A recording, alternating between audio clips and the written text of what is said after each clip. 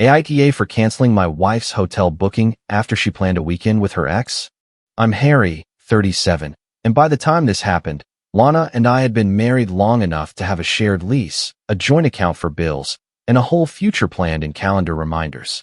We were not newlyweds chasing some movie version of love.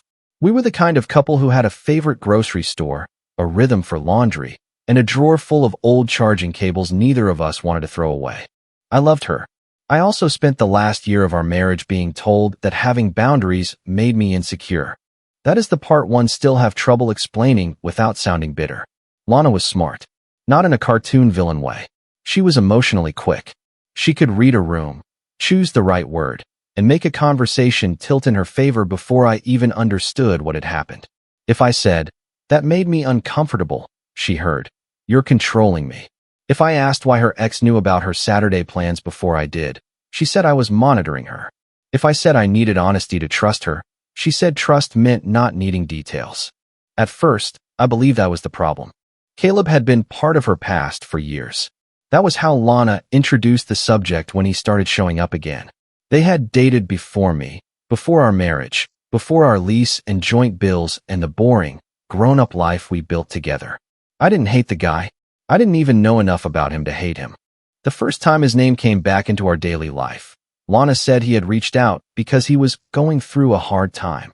I remember standing in the kitchen rinsing a pan while she leaned against the fridge, phone in her hand. "Caleb messaged me," she said, like she was testing the temperature of the water. "Okay," I said. "Is everything all right?" "He's just having a rough few months." I nodded. "That sucks." She looked relieved, and I was almost proud of myself for not making it weird. That was my phrase back then. Don't make it weird. Don't be the insecure husband. Don't act like every man from her past is a threat. Then Caleb became less of a past tense person. He started sending voice messages. Not quick updates. Long ones. I would hear Lana's phone buzz while we were brushing our teeth. Then she'd step into the hallway and listen with one AirPod in. A week later, he called at 11:18 p.m. on a Tuesday. She took the call in the living room with the lights off. I woke up, saw the empty side of the bed, and found her wrapped in a blanket on the couch, whispering. When she came back to bed, I asked, "Is Caleb okay?" She sighed like I'd asked for her bank password. He needed someone to talk to. At 11? People don't schedule emotional breakdowns, Harry. I let that sit. I understand that. But when your ex becomes a late-night phone call, I think I'm allowed to ask what the boundary is. She stared at the ceiling. There it is. What? The boundary speech. I sat up a little. What does that mean? It means every time I have something that isn't about you, you turn it into rules. I remember the room went quiet except for the air coming through the vent. I didn't want to fight at midnight. I didn't want to be the guy who made his wife feel watched. So I said, "I'm not trying to give you rules. I'm telling you what hurts." She turned over, her back to me. Then maybe work on why it hurts. That was how a lot of our arguments ended. Not with a resolution. With homework assigned to me. The strange thing was that Lana could still be wonderful. She knew when my phone charger was dying before I did. She would buy the cereal I liked without asking. On Sundays, she'd put on music while we cleaned. And for those 2 hours, we felt normal. That made everything harder because I wasn't married to a monster. I was married to someone who could make me feel loved in the morning and unreasonable by dinner. The Caleb stuff kept growing in small, deniable steps. He knew her plans before I did. Once, I asked if she wanted to go see a movie on Saturday, and she said, "I told Caleb I might help him look at furniture." I stood there with the milk carton in my hand and said, "You told Caleb your Saturday plans before we talked about our Saturday?" She gave me that careful look, the one that made me feel like I was about to fail a test. He asked without making it weird. Why does every question I ask become me making it weird? Because you don't hear yourself. Another time, during dinner, her phone lit up next to her plate. Caleb's name showed across the screen with a small preview. You always do this when you're pretending you're fine. I didn't touch the phone. I didn't demand to read anything. I just looked at it, then at her. She flipped it over. Don't. I didn't say anything. Your face did. What is he talking about? He's my friend. He knows how I get. I know how you get too. She laughed once, short and sad, like I had proven a point she had already made about me to someone else. Not lately. That line stayed with me. Around that time, I suggested counseling. I thought if there was a neutral person in the room, maybe Lana would stop treating every concern like a character flaw. I didn't suggest it as a trap. I genuinely wanted help. I was tired of starting conversations about trust and ending them by defending whether I was toxic. Lana agreed at first. Good, she said. Let's go. I want someone else to hear how you sound. I remember blinking. How I sound? Yes. The way you frame everything is reasonable when it's actually controlling. I asked for counseling because I want us to communicate better. And I want accountability. That should have warned me, but I was still trying to save something. I told myself counseling might expose both of us. Maybe I was colder than I realized. Maybe I had pulled back. Maybe she felt lonely and didn't know how to say it without attacking. I was willing to be wrong about my part. What I did not understand yet was that Lana didn't hear counseling as structure. She heard audience. Our first session was mostly intake. The counselor asked what we wanted to work on. I said boundaries around outside relationships, especially with people we had a romantic history with. Lana said she wanted to stop feeling managed. The counselor didn't take sides. She asked us to write down examples before the next session and to use specific behaviors instead of labels. That sounded helpful to me. On the drive home, Lana was quiet for 10 minutes. Then she said, "You liked that." "What?" "You liked making it sound clinical." I liked that she asked us to be specific. "No, you liked making me sound like the problem." I stared at the road. "Lana, I barely talked." "Exactly. You're good at that." After that, counseling became another weapon. "The counselor is going to hear about this," she would say if I asked who she was texting. "I'm writing this down," she'd say if I didn't respond quickly enough to a comment. "This is the kind of thing I mean when I say you make me feel unsafe," she'd say when I left the room instead of continuing an argument. Unsafe is a serious word. I don't throw it around. The first time she used it, I froze. "What did I do that made you feel unsafe?" I asked. "You don't have to hit someone to make them feel trapped." I didn't say you couldn't go anywhere. It's the energy. That was the trap I lived in. If I asked for examples, I was interrogating her feelings. If I backed off, she said I was emotionally withholding. If I defended myself, I was proving her point. If I stayed calm, I was cold. My best friend Owen noticed before I admitted it. Owen had known me long enough to recognize when I was editing myself. We were sitting in his driveway one night because I'd stopped by after another argument and didn't want to go home yet. I told him the short version. Caleb, the late calls, the counselor, the unsafe comments. He listened without interrupting, which was rare for him. Then he said, "Do you want my honest answer? That's why I'm here. You're trying to prove you're not controlling to someone who benefits from calling you controlling." I didn't answer. He leaned his head back against the seat. "A boundary is not a cage, man." That's what Paige said. My sister Paige had been less gentle about it. She had called me while I was sitting in a grocery store parking lot because Lana had texted, "Don't come home in that mood." After I told her I was hurt, she canceled dinner with me to take Caleb's call. Paige said, "Harry, love doesn't mean letting someone write a false report about your personality." I don't want to be jealous. Then stop letting her define every boundary as jealousy. It's not that simple. It never is. But she is asking you to prove trust by ignoring disrespect. That's not love. That's a hostage negotiation with better vocabulary. I told her she was being dramatic. She told me I was being managed. We both hung up annoyed, but her words stuck. The practical pressure came from the lease. Our renewal deadline was approaching, and the apartment office had been sending emails for weeks. Renew by the end of the month or give notice. We had a shared bill account where we each transferred money for rent, utilities, renter's insurance, internet, and the usual household charges. It wasn't romantic, but it was stable. Stability was something Lana still wanted from me, even when she acted like my presence was suffocating. One evening, I found her at the kitchen table with the lease renewal email open on her laptop. She had a pen in her mouth and her hair clipped up. There was a mug of tea going cold next to her.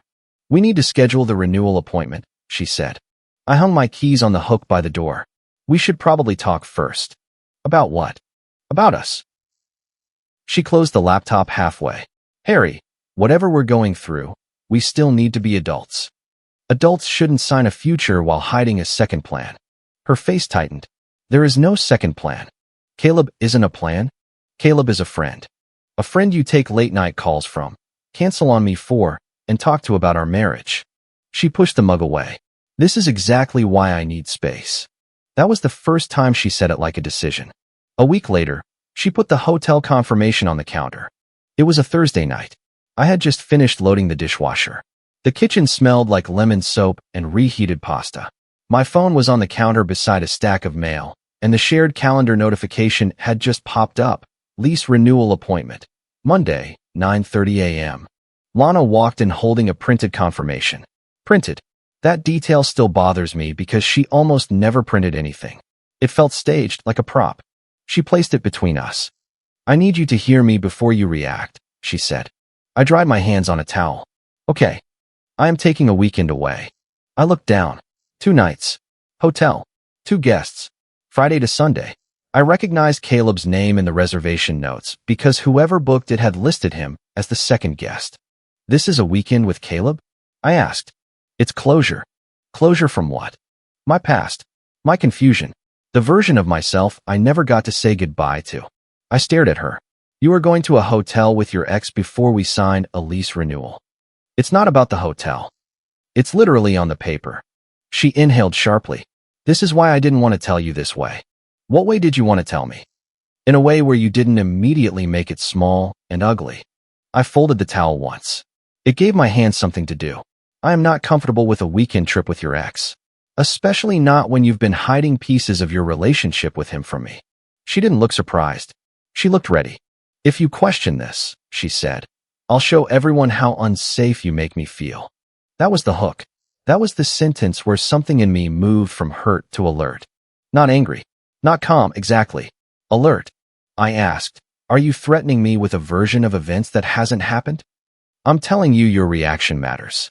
My reaction to my wife going away with her ex. My healing does not need your permission.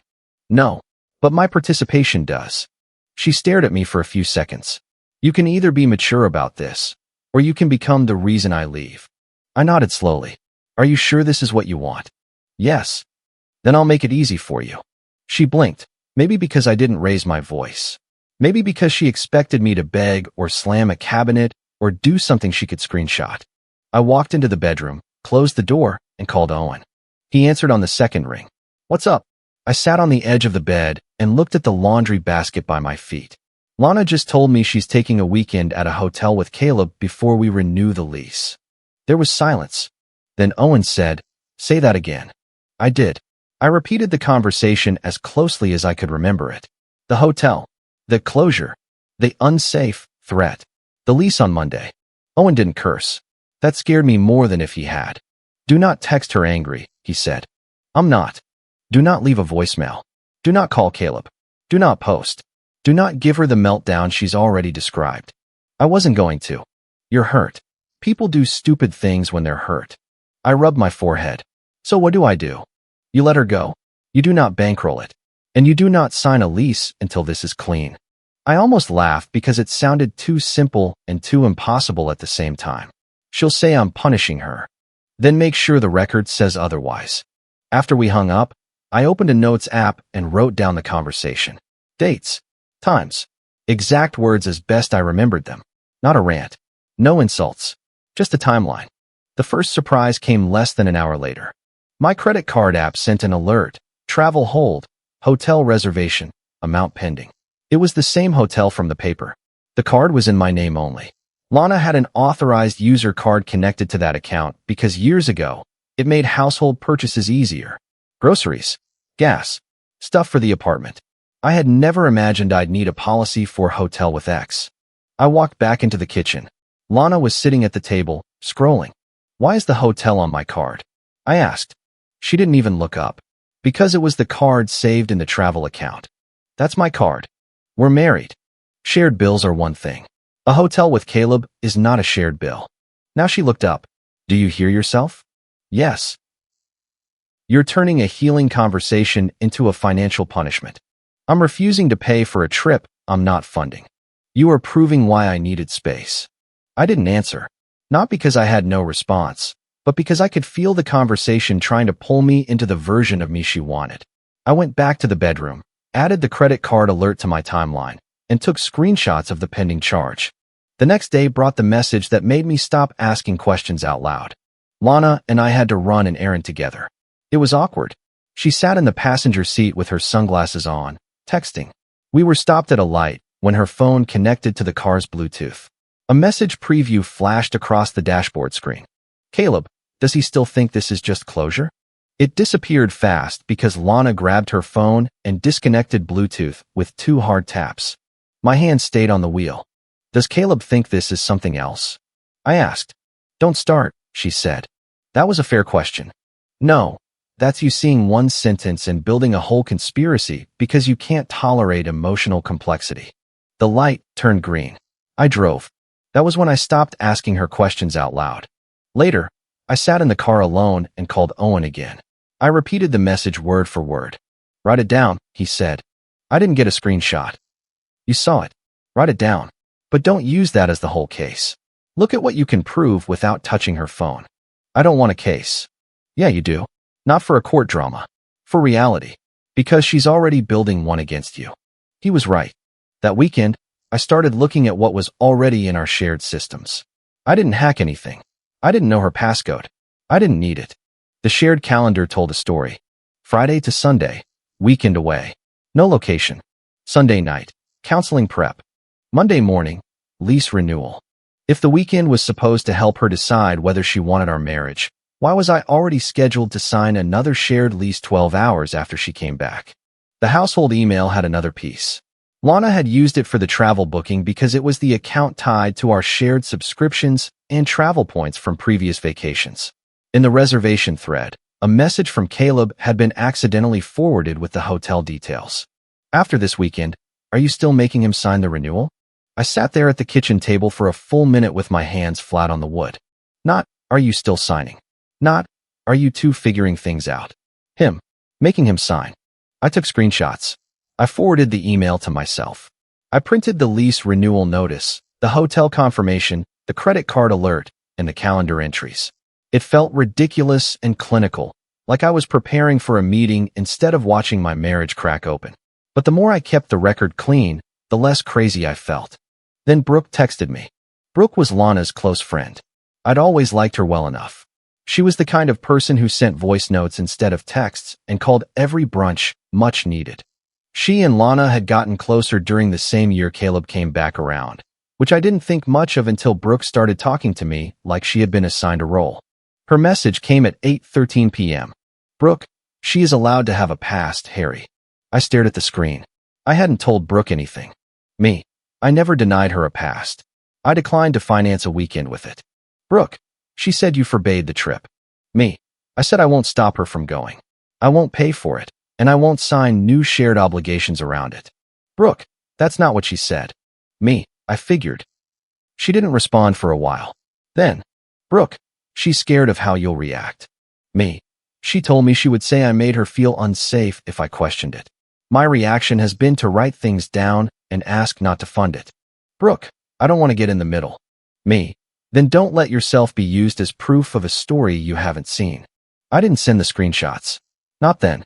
Owen had told me not to start dumping evidence out of anger. Paige told me the same thing, but with more profanity. Do not chase jurors, Paige said when I called her. That's what she's making you do. She tells a story, you panic, then you run around trying to prove you're not a villain. Stop. Then people will believe her. Some will. Some won't. Your job is not to win a popularity contest with people who think a hotel weekend with an ex is self-care. I still love her. Paige got quiet. I know. That made me cry, which annoyed me. I was sitting on the floor in the bedroom beside a box of old tax papers, trying to sort important documents without turning the room into a disaster. There were socks on the bed, a screwdriver on the nightstand, and a stack of birthday cards from Lana in my lap. 11 years does not disappear because someone treats you badly. You can know you are being manipulated and still miss the version of the person who used to kiss your shoulder while you made coffee. That night, I moved my passport, birth certificate, tax records, insurance paperwork, and a few sentimental things into a storage unit. I didn't strip the apartment. I didn't take shared furniture. I didn't touch Lana's things.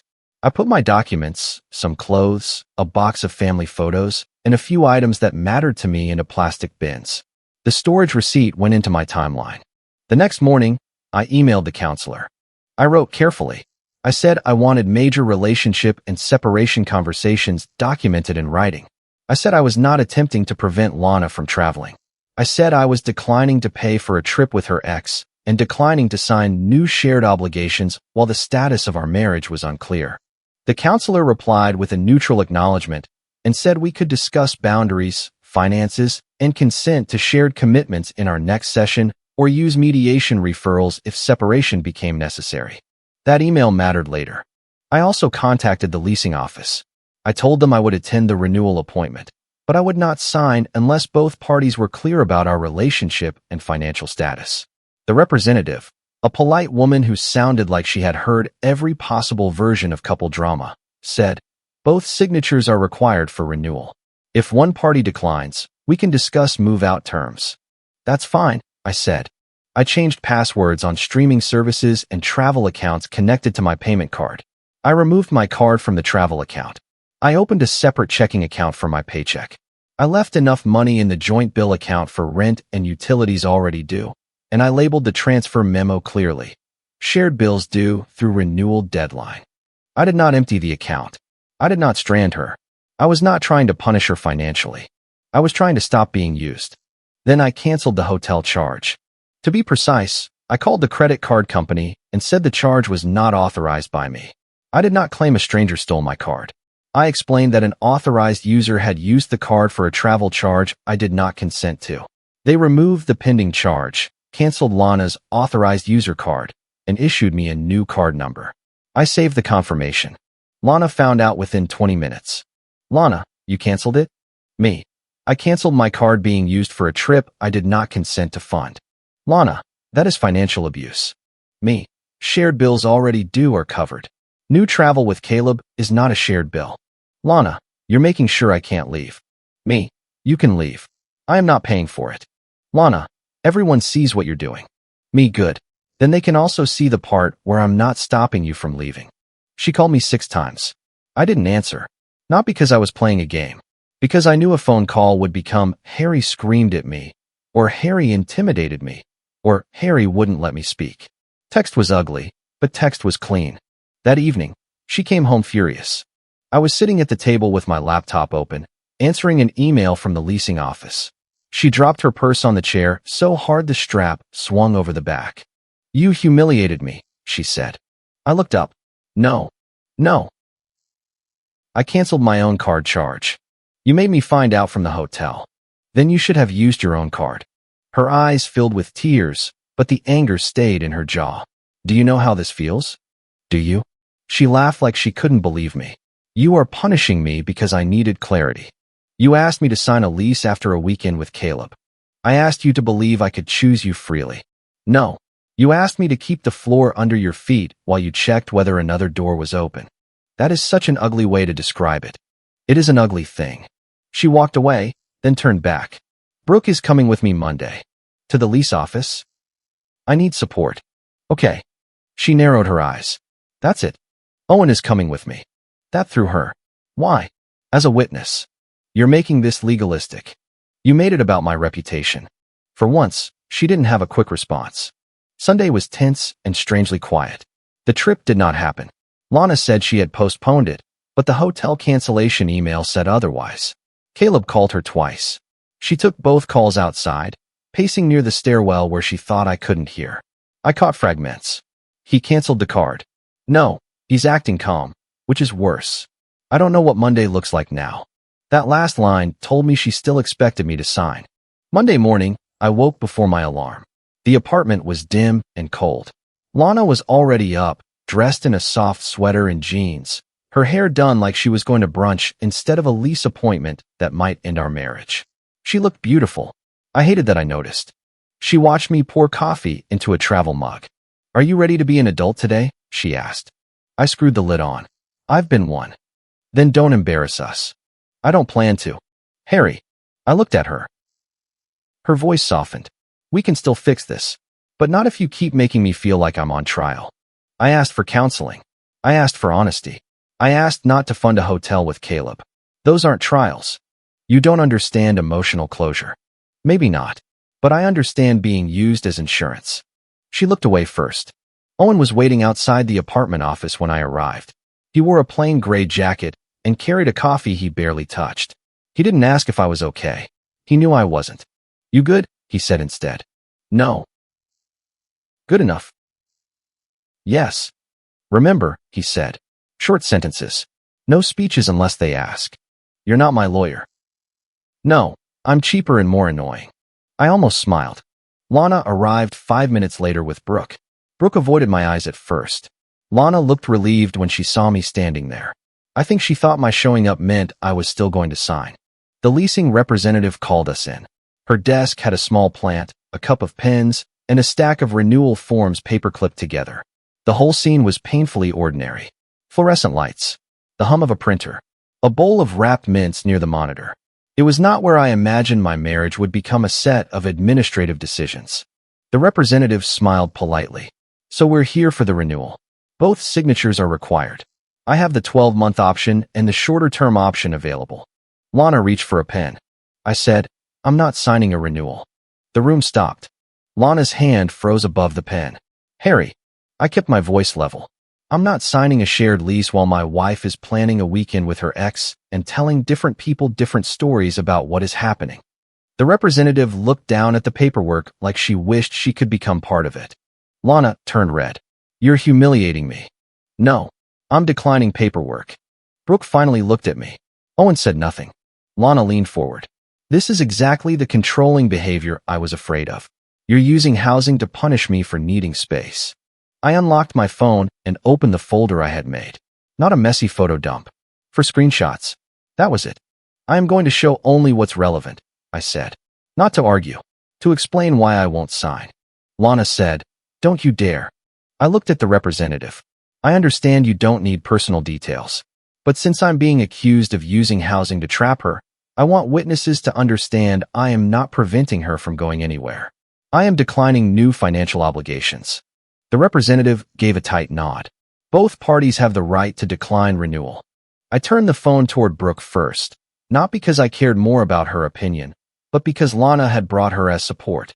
The first screenshot was Lana's text. "You can either be mature or become the reason I leave. If you make this difficult, people will know why I felt trapped." The second was my reply. "I won't stop you from going. I won't fund it, and I won't sign new shared obligations until we are clear about separation." The third was the hotel charge on my card. The fourth was the household email with Caleb's line. "After this weekend, are you still making him sign the renewal?" Brooke's face changed as she read. Not dramatically, just enough. Her mouth tightened, and she glanced at Lana. "Lana," Brooke said quietly, "did you tell me he forbade you from going?" Lana crossed her arms. "That's how it felt." "That's not what I asked." Lana's voice sharpened. "I came here for support, not an interrogation."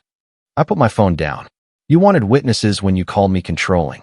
Now we have witnesses while I walk away." That was when Caleb called. Lana's phone lit up in her hand. She declined it instantly, but not before the preview showed across the screen. I saw it. Brooke saw it. Owen saw it. Even the leasing representative's eyes flicked down before she politely looked away. "Caleb, are we still leaving after he signs?" No one spoke for a moment. Brooke whispered, "Wait. He thinks Harry is signing today." Lana locked her phone. "This is private." I said, "That was the plan. I signed for the stability, then she tests the alternative." Lana stood. "You don't get to narrate my life." "No, but I get to choose whether I keep funding it." The representative cleared her throat.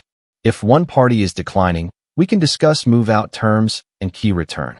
We also need written notice about whether either of you intends to remain under a new application." "I won't remain," I said. Lana stared at me. "You're really going to throw us away?" I took my spare key off my key ring. My hands shook a little, and I hated that, but I still did it. I placed it on the desk. "You asked for space to choose," I said. "I'm giving you that space without keeping me as your backup plan." The representative logged the key return and gave me a receipt. It was a tiny printed slip, like something you'd get after buying batteries. That slip felt heavier than my wedding ring. I walked out with Owen. Lana followed us into the parking area. Brooke stayed behind for a minute, probably apologizing to the representative or trying to process what she had just seen. "Harry," Lana called. I stopped, but didn't turn around right away. She came closer. Her face had changed. The polished anger was gone. Panic was starting to show underneath. You can't just end a marriage in an office. I didn't. Then what is this? The first honest thing we've done in months. She wiped under one eye. I was confused. I know. Caleb understands parts of me you stopped seeing. Maybe. You don't care? I turned then. I cared so much I let you convince me that basic dignity was insecurity. I cared so much I went to counseling while you prepared a story about me. I cared so much I almost signed a lease so you could decide whether I was still useful. Her face crumpled and hardened at the same time. You were making this sound calculated. Because it was. She whispered. I didn't know how to tell you. You found a way to tell Caleb. That landed. She looked past me, toward the office door. Owen touched my elbow lightly. Not pulling me, just reminding me not to stay too long. Lana said, where are you going to go? That's no longer something you need to plan around. I left. The first 24 hours after that were chaos, but not the loud kind. Lana sent long texts, then short ones, then voice notes I didn't play. Brooke texted once. I need to think. Caleb sent a message from a number I didn't have saved, but I recognized the name from Lana's screen because he introduced himself like we were two reasonable men caught in a misunderstanding. Caleb. Harry, for what it's worth, she told me you two were basically separating. I stared at it for a while before replying. Me. She told me I was proving I loved her by waiting. He didn't answer for 3 hours. Caleb. I didn't know you were being asked to sign anything. Me. Now you do. That was the last direct message I sent him. Caleb pulled back fast after that. I heard this from Lana first, because she accused me of poisoning him. Then Brooke confirmed later that Caleb had told Lana he didn't want to be involved in something messy if Harry was not actually out of the picture. That was almost funny in the most depressing way possible. Caleb had been brave when I was the obstacle in Lana's story. He got careful when he became part of the evidence. The trip collapsed completely.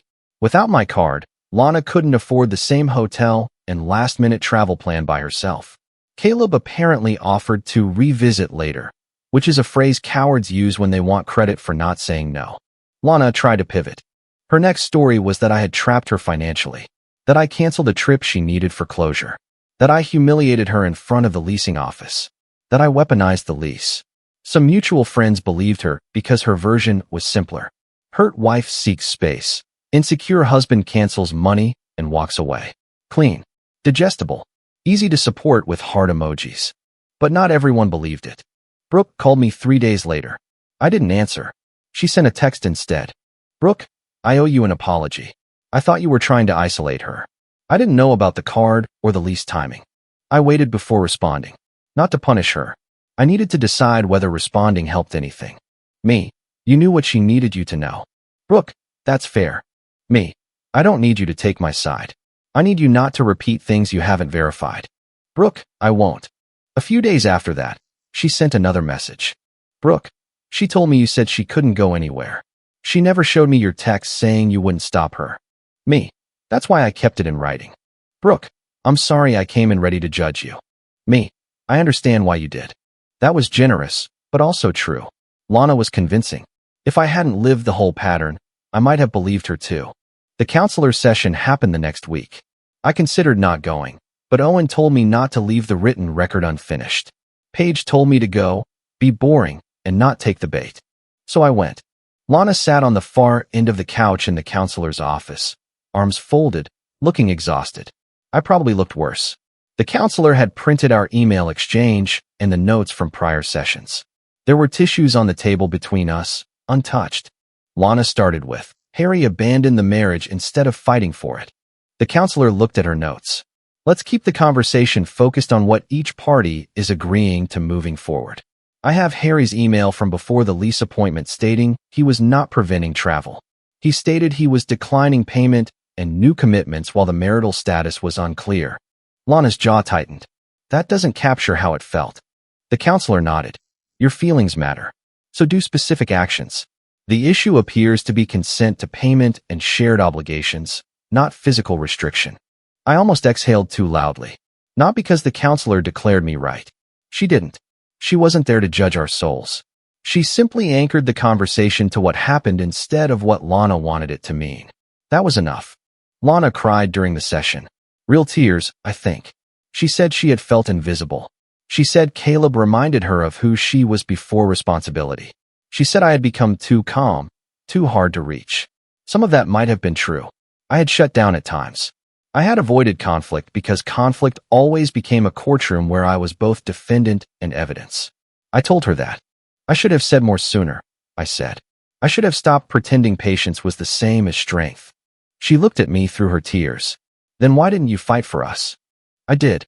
I just didn't fight Caleb for permission to be your husband. The counselor asked us whether we wanted reconciliation counseling or separation mediation. Lana looked at me like the answer could still change if she stared hard enough. I said, separation. It was not cinematic after that. It was passwords, receipts, boxes, and signatures. We separated the phone plan. I removed my card from household subscriptions and transferred the ones she wanted into her name.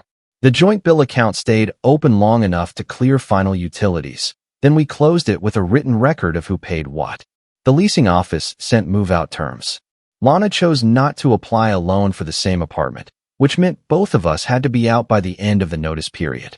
I moved most of my things over 2 weekends. Boxes labeled kitchen, books, bathroom, documents. No dramatic destruction. No throwing wedding photos in the trash while music played. I found old movie tickets in a drawer and sat on the floor for 10 minutes. Because grief is stupid like that. It shows up between packing tape and socks. Lana was there for part of the second move. She watched me wrap mugs and newspaper. You took the blue one, she said. It was mine before we got married. I know. She stood in the doorway. You don't have to be so cold. I kept wrapping. I'm not being cold. I'm staying on task. You sound like Owen. That's probably good for both of us. She leaned against the frame. Caleb is not moving forward with anything. I paused, then kept working. Okay. That's it. What do you want me to say? I don't know. Maybe that you're sorry this happened. I looked at her then. I am sorry this happened. I'm not sorry I stopped paying for it. She looked down. For a moment, I saw the woman I married. Not the strategist. Not the person who weaponized therapy words. Just Lana, scared and embarrassed, standing in a half-empty apartment with the life we built coming apart around her. It hurt. It still hurt. But sympathy is not the same as permission. The formal separation paperwork came through a mediator. Not a huge legal war. Not a perfect, clean break either. There were costs. I lost money on deposits, moving expenses, and some furniture I didn't care enough to fight over. A couple of mutual friends stopped reaching out.